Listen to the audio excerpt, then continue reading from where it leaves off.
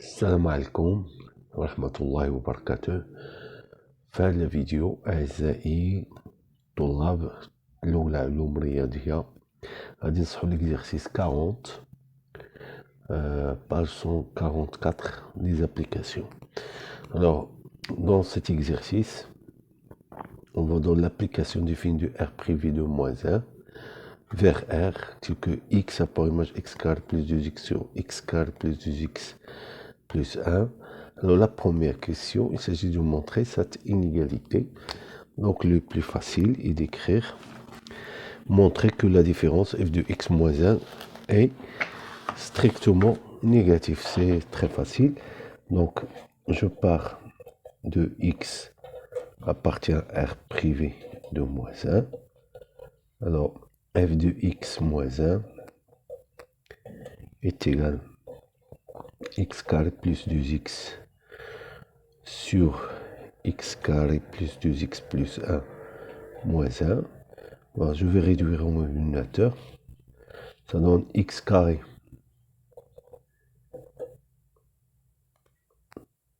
plus 2x moins x carré moins 2x moins 1. Le tout divisé par x carré plus 2x plus 1. Alors on va simplifier par ceci. Alors ça donne moins 1 sur x carré plus 2x plus 1. Alors remarquez ici, j'ai une identité remarquable, c'est moins 1 sur x plus 1, le tout au carré. Et donc on voit facilement que c'est un réel strictement positif, car x plus 1 est strictement positif. Alors moins 1 sur un réel strictement positif, donc c'est un strictement négatif, donc f de x est strictement inférieur à 1. Alors, deuxième question, pardon, c'est pas la deuxième, mais c'est la question suivante, petit p. F, on déduit que f n'est pas surjectif, bien sûr.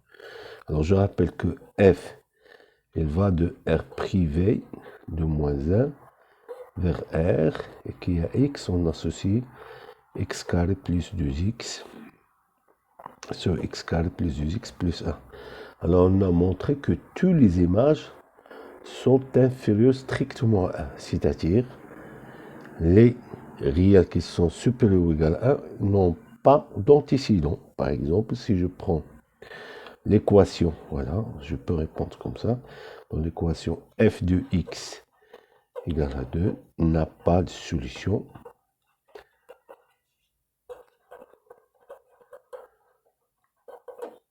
Dans R privé de moins 1. Pourquoi? Car quel que soit x appartient à R privé de moins 1, j'ai toujours f de x différent de 2, car f de x strictement inférieur à 2, à 1 qui est strictement inférieur à 2. Donc ceci suffit pour dire que f n'est pas surjectif.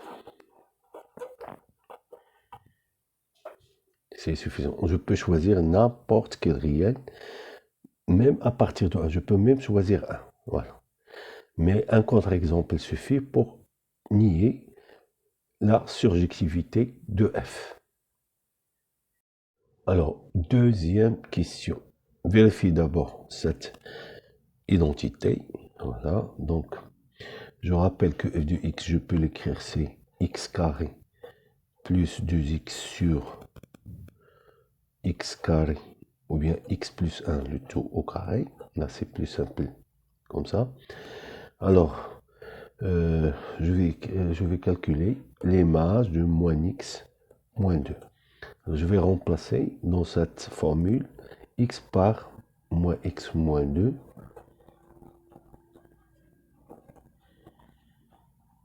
Le tout divisé par le tout au carré. Alors, en développant ici, ça donne x carré plus 4x plus 4 moins 2x moins 4, le tout divisé par moins x moins 1, le tout au carré. Alors ceci va vous donner Alors, c'est x carré plus 2x divisé par x plus 1, le tout au carré, qui est égal à f de x. Alors, la question suivante, f est-elle injective? Ou bien, ils ont donné la question ouverte. Est-elle injective? Là, on voit tout de suite, on peut tomber sur deux réels qui sont distincts et qui ont la même image. Alors, il suffit de prendre pour x égale à 0, appliquons cette identité. Alors, j'ai f de moins 2 est égal à f de 0. Mais, moins 2 est distinct de 0. Alors, donc, f n'est pas injectif.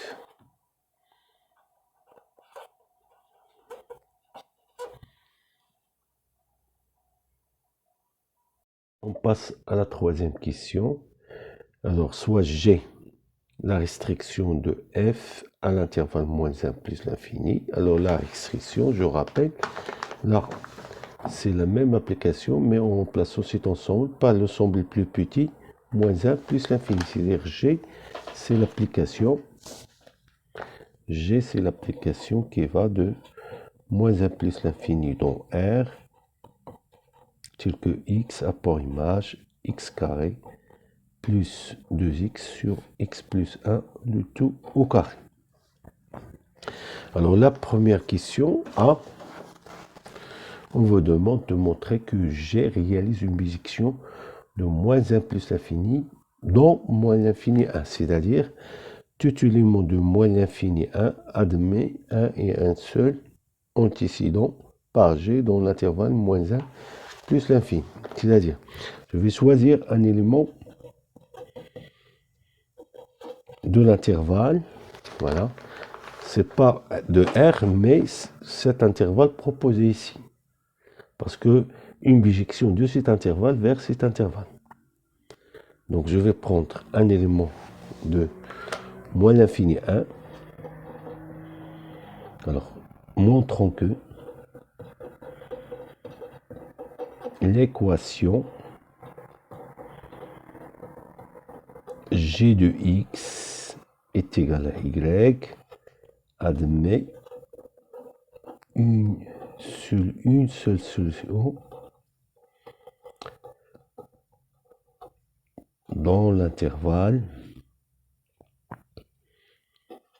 moins 1 plus l'infini.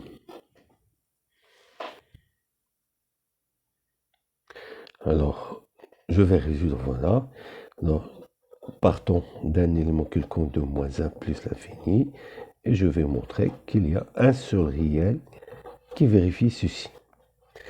Alors, ceci va vous donner x carré plus 2x sur x plus 1, le tout au carré est égal à y, qui est équivalent à x au carré plus 2x est égal à x plus 1 au carré fois y, ce qui va vous donner x carré plus 2x moins x plus 1 au carré fois y égale à 0, qui est équivalent à x au carré plus 2x moins x au carré plus 2x plus 1 fois y égale à 0. Alors n'oubliez pas ici qu'on cherche l'inconnu x. Alors pour nous, y il est connu, c'est un nombre donné. Alors je vais rassembler, comme c'est un polynôme, je vais rassembler, voilà, les termes de même degré, le monôme de même degré. J'ai ici 1 moins y, plus 2 moins 2y fois x, et finalement moins y égale à 0. Alors, j'ai là comme une équation de second degré. Il faut s'assurer de ceci, c'est-à-dire il faut voir ce coefficient, est-ce qu'il est non nul? Oui, il est non nul, car y il est dans l'intervalle moins l'infini 1, donc y différent de 1. Alors, c'est quand vous avez là le coefficient de x carré, et là c'est le coefficient de x, et là c'est le coefficient constant. Alors, je vais calculer delta.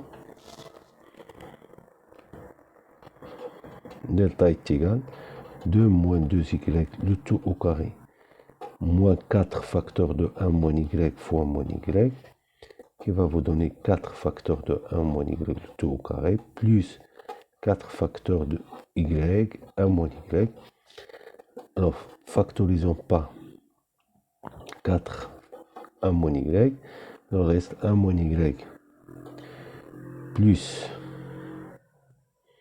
y, qui va vous donner 4 facteurs de 1 moins y. Alors, on a y strictement inférieur à 1, car y il est dans l'intervalle moins l'infini 1. Donc, 1 moins y est strictement positif. Alors, delta est strictement positif. Donc, l'équation que j'appelle 1 admet deux solutions réelles distinctes. Mais ce qui m'intéresse ici, c'est prouver que il y a une seule solution dans l'intervalle moins 1 plus l'infini. Donc, il faut que je donne les formules ou bien l'expression des deux solutions étudiées. On va montrer que l'une seulement appartient à l'intervalle moins 1 plus l'infini. Alors, je rappelle l'équation, c'est cette égalité. G delta ceci. Alors, je donne la première formule. C'est moins P, moins racine de delta sur 2A, qui me donne cette expression après simplification. La deuxième racine, la moins c'est plus, alors qui me donne cette application. Alors, j'affirme que x1 il est strictement inférieur à moins 1, strictement inférieur à x2. Pourquoi? J'ai cette quantité qui est strictement positive.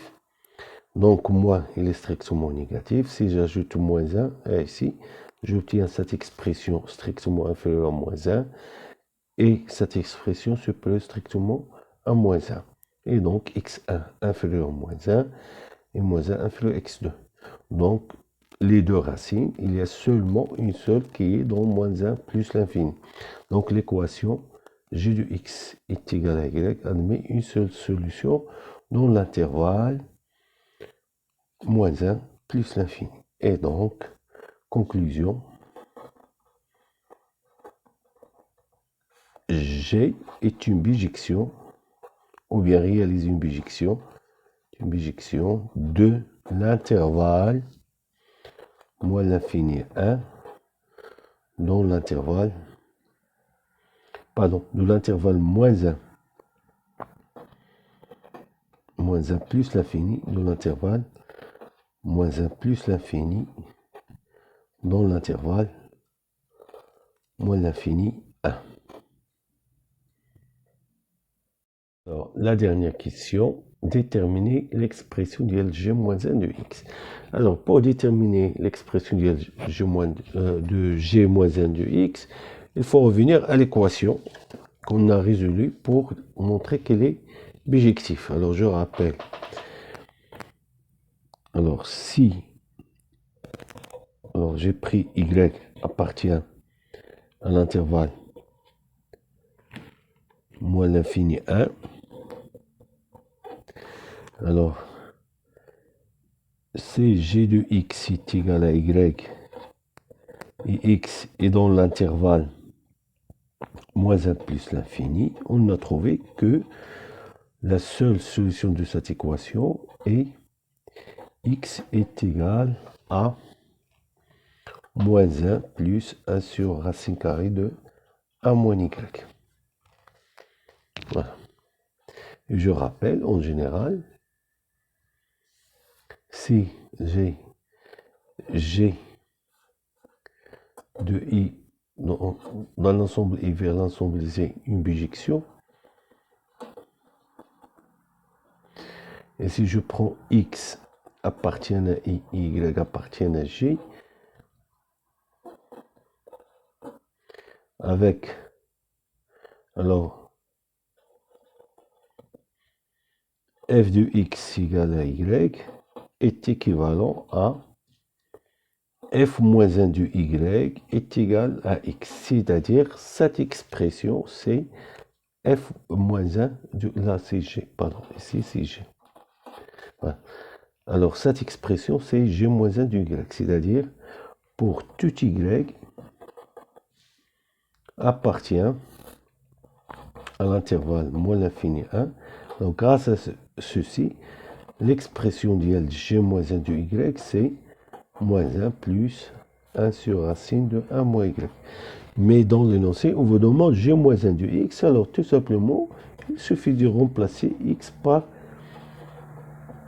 y par x. Alors pour tout x appartient à moins l'infini 1, vous avez g moins 1 de x, c'est moins 1 plus 1 sur racine 1 moins x. Voilà. Voilà. Pourquoi j'ai utilisé ces y? Parce que je ne peux pas tirer de la formule de la fonction réciproque seulement, mais grâce seulement à l'équation. Dans l'équation, on tire toujours l'expression de g moins 1 de y. Voilà.